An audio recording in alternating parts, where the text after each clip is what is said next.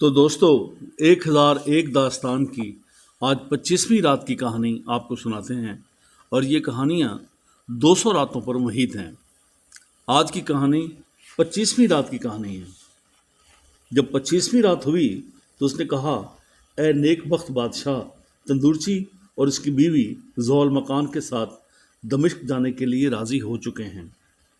تندورچی نے اپنے اور اپنی بیوی کے لیے سامان خریدا اور ایک اونٹ مول لیا اور ایک گدھا کرائے پر لے کر ذوال مکان کو اس پر سوار کیا اور تینوں روانہ ہو گئے۔ 6 دن چلنے کے بعد وہ دمشق پہنچے اور شام کے وقت وہاں اترے۔ تندورچی دستور کے مطابق موافق کھانے پینے کی چیزیں خرید لایا۔ 5 دن انہوں نے اس طرح گزارے۔ اس کے بعد تندورچی کی بیوی بیمار پڑ گئی اور کچھ دن بیمار رہ کر اس نے انتقال کیا۔ ذوال مکان کو اس کا بڑا صدمہ ہوا، لیکن وہ اس سے ہل گیا تھا کیونکہ وہی اس کی خدمت کرتی تھی۔ اس کی موت پر تندورچی کو بھی بڑا رنج پہنچا۔ ذوال مکان اس کے پاس آیا اور دیکھا کہ وہ غمگین بیٹھا ہے اور کہنے لگا کہ غم مت کر، کیونکہ ہم سب کو اسی دروازے سے گزر کر جانا ہے۔ تندورچی اس کی طرف مخاطب ہوا اور کہنے لگا، خدا تجھے اس کا نیک بدلہ دے۔ اے میرے بیٹے، خدا اس کے بدلے اپنا فضل و کرم عطا کرے گا اور غم کو دور کرے گا۔ بیٹا، کیا تیرا جی چاہتا ہے کہ ہم چل کر دمشق کی سیر کریں تاکہ تیرا دل بہلے؟ ذوال مکان نے کہا کہ تیرا کہنا بجا ہے، اور وہ دونوں چل کر کھڑے ہوئے یہاں تک دمشق کے والی کے استبل کے پاس جا پہنچے۔ یہاں انہوں نے دیکھا کہ اونٹوں پر صندوق اور قالینیں اور ریشمی کپڑے لدے ہوئے ہیں اور گھوڑوں پر زینے کسی ہوئی ہیں، اور بہت سے بختی اونٹ اور کالے اور سفید غلام ہیں، اور لوگ ہیں کہ ادھر ادھر دوڑ رہے ہیں۔ ذوال مکان نے اپنے دل میں کہا کہ یا اللہ، یہ غلام اور اونٹ اور کپڑے کس کے لیے ہیں؟ کسی خادم سے اس نے پوچھا کہ یہ سامان کہاں جا رہا ہے۔ اس نے کہا کہ یہ دمشق کے والی کا ہدیہ ہے جو شام کے خراج کے ساتھ بادشاہ عمر بن النعمان کے پاس جا رہا ہے۔ جب ذوال مکان نے یہ سنا تو اس کی آنکھوں میں آنسو ڈبڈبائے اور وہ رونے لگا۔ تندورچی نے کہا، بیٹا، ابھی تک ہمیں یقین نہیں آتا کہ تو تندرست ہے۔ خوش ہو اور رو مت، اور مجھے ڈر ہے کہیں بیماری عود نہ کر آئے۔ وہ ذوال مکان کے ساتھ مہربانی کی باتیں اور ہنسی مذاق کرتا جاتا تھا، اور ذوال مکان آہیں بھرتا اور اپنی عزت اور بہن کی جدائی اور وطن چھوٹنے پر افسوس کرتا جاتا اور آنسو بہاتا جاتا۔ ذوال مکان اپنی غربت پر روتا اور آنسو بہاتا تھا، اور تندورچی اپنی بیوی کی جدائی پر گریہ زاری کرتا، لیکن وہ برابر ذوال مکان کی دل جوئی بھی کرتا جاتا تھا، یہاں تک کہ سویرا ہو گیا۔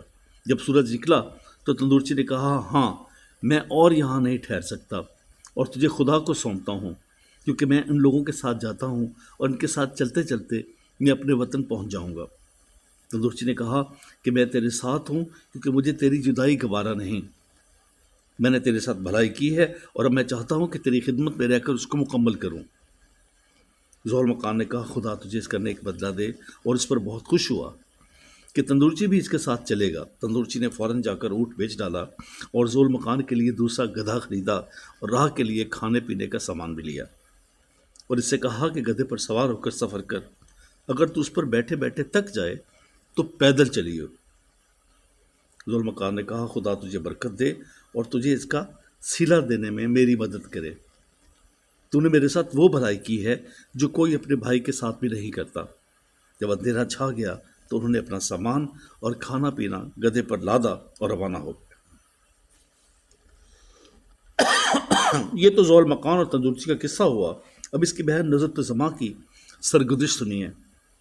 جب اپنے بھائی سے رخصت ہوئی تھی تو عبا لپیٹ کر بیت المقدس کی سرائے سے نکلی تاکہ کہیں نوکری کر کے اپنے بھائی کے لیے تلا ہوا گوشت لے کر آئے جس کی اسے بھوک لگی تھی۔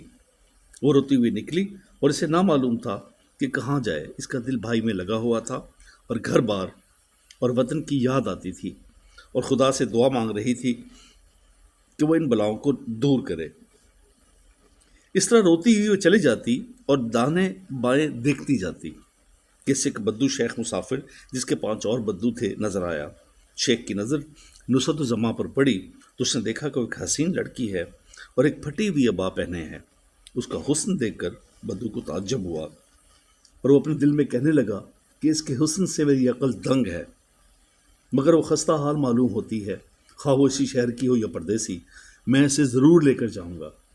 یہ کہہ کر وہ آہستہ آہستہ اس کے پیچھے چلنے لگا، یہاں تک وہ ایک تنگ گلی میں اس کے آگے آیا اور اسے آواز دی اور حال پوچھا اور کہنے لگا، بیٹی تو کنیز ہے یا آزاد؟ جب نصرت زمان نے اس کی باتیں سنی تو نظر اٹھا کر اس کی طرف دیکھا اور کہنے لگی، تجھے اپنے سر کی قسم میرے غم کو تازہ مت کر۔ اس نے کہا، خدا نے مجھے 6 بیٹیاں عطا کی ہیں، جس میں سے 5 فوت ہو چکی اور ایک جو سب سے چھوٹی باقی ہے، اس لیے میں تجھ سے پوچھتا ہوں کہ خواہ تو پردیسی ہو یا اس شہر کی ہو، آیا میں تجھے لے چل کر اس کے ساتھ رکھوں گا تاکہ اس کا دل بہلے اور تیری وجہ سے بہنوں کی جدائی کا غم غلط ہو۔ اگر تیرے آگے پیچھے کوئی نہیں تو میں تجھے انہی کی طرح اپنی اولاد بنا کر رکھوں گا۔ 25ویں رات کی آدھی کہانی آپ نے سنی۔ اس سلسلے کی 25ویں رات کی باقی کہانی انشاءاللہ آپ کو جلد سناتے ہیں۔